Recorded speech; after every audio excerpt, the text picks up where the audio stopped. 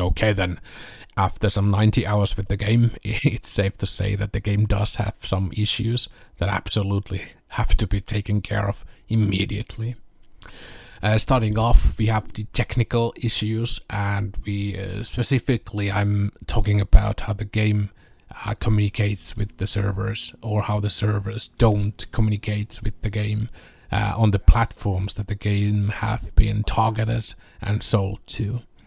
And the experience hasn't really been that stellar, and I've begun to call the DICE and EA online experiences, especially in the beginning of the products, as reverse engineering, as periods of time, because how things are always not ideal, even though they worked the previous game into a state that actually playable. I haven't experienced rubber banding myself from previous battlefields. I've always, run like 10 meters forward and 5 meters back when I've experienced rubber banding. But here I'm just seeing some warping on myself. But on the other players, the rubber banding is quite apparent, and it disorients you, and you can't understand what's happening, and it's our experience. The worst technical problems I've had is like in the clip here, the small clip that I've actually saved here. This freezing of the game that actually crashes everything, and I'm losing the recording, but I managed to get this one for some reason, and all the settings, the resolution, all the playing the game settings from sound to everything else gets resetted, and I always have to go through the routine of making things the way they were before I actually understand that I can back up, or remember that I can back up the actual configuration file and skip the problem that still persists after this long in the release. And the DLSS2 that we have this time to make the game run better has to be worked to look better, because there is quite a bit of artifacts on the edges of objects.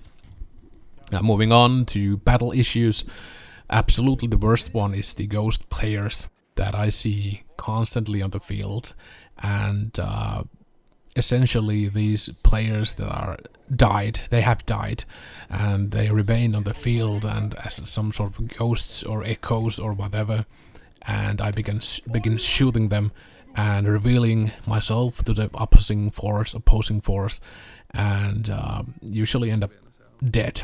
And in that vein, we have the mole enemy. That's a player from your team that looks like a player from the opposite side.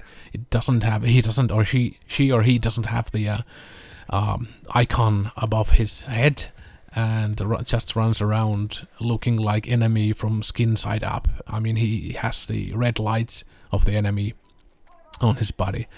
Then we have the tracking problems, and I've been able to skip them because by actually just clicking the tracking button that doesn't show the actual tracking signal but fires the missile.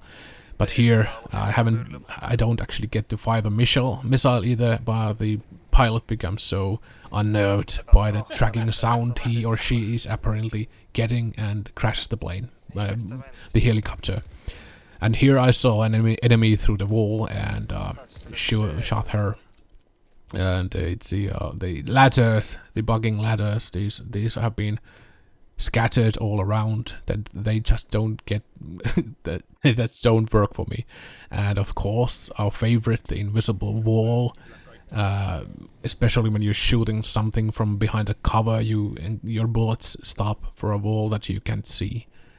Disappearing horizon. It's always a fun one, and possibly one of the best ones that I'm actually quite angry about is the Animatrix scene when the walls of reality break and you fall into whatever. And strangely enough, the game's easy and hacker thing picked me up for this thing, and even though we have players like these on the matches who actually, you know, abuse the system somehow and plow through the experience. And talking about experience, we have unlocking crap, and obviously you have to have goals when you play a game, and having something to work towards too. And it's always fun to get things opened, but here it's apparent that things haven't been thought out like at all. We have a number of different types of attachments that actually, this is actually one of the best things that I've liked about the new Battlefield, to be able to arm yourself appropriately. But talking about the actual attachments, here we have like four silencers that have basically the same stats, almost the same stats. Like, what's the reasoning here beyond just having things for the player to unlock or open up? And this is like the laziest form of game design content. And then we have something like different types of grip attachments that makes you better shooting on the move, or you lose stability while static, and that doesn't actually make any kind of sense. It just exists to be some other value than for you moving. And when it comes down to actually opening up these items, it's like the game doesn't register a lot of the things that you do in it. Your part in exploding tank goes unrewarded, like here, and it's always like you end up emptying all of your ammunition like bazookas and grenades or what have you, and the game doesn't even register the hits, like here.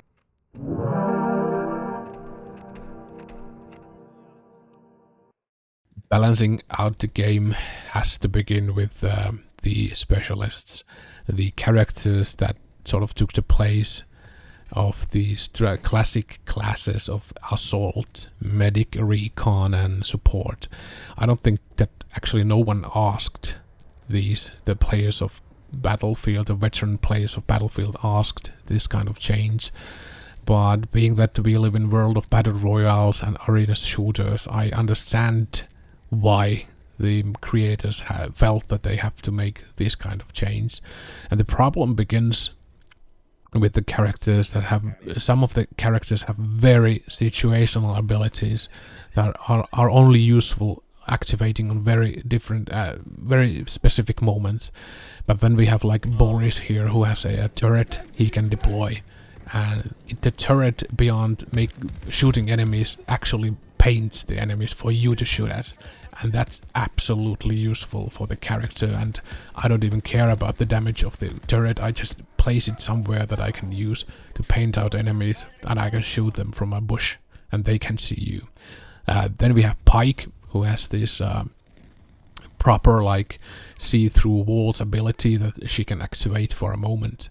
And then we have Angel, I think one of the best characters in the game, because he can call a supply, box in the field that replenishes everyone's grenade, clips and missiles and anything, and they can even change the loadouts. And then we have Ra. I like the concept of the character quite a bit, and how he looks like a Sand People character with the special suit. But the actual hacking is very slow, to make nigh impossible, and the benefits of disabling the shooting and flare ability is very short. And then we have the Irish, who can put up shields and very situational ability too. People and the opposing players can work around these things quite fast, like seen here. Undoubtedly, if you've followed anything regarding the new Battlefield, people have talked about how the guns are unbalanced, and specifically the PP-29er here, a submachine gun that can actually shoot anything from afar and work very well in close range. And this is the Type A2 of this game, a really OP weapon that has to be worked through and balanced. And the hovercraft itself, 3 gunners, can demolish a team, very fast vehicle that works in every kind of terrain, and even with no momentum can pile through walls. And this is something that not even tanks can do so quickly. So this has to be looked into, and I think the climbing of the wall ability is like hilarious and should be kept in, because I think it can deliver some battlefield moments. Then we have the choppers, specifically the Little Bird, the missile barrage. It can as a sole defender, defend a point and prevent an entire collection of teams to actually conquering it. So unfortunately today of all days, a patch has been released, and I can't describe how thrilled I am to see how things have been, made better.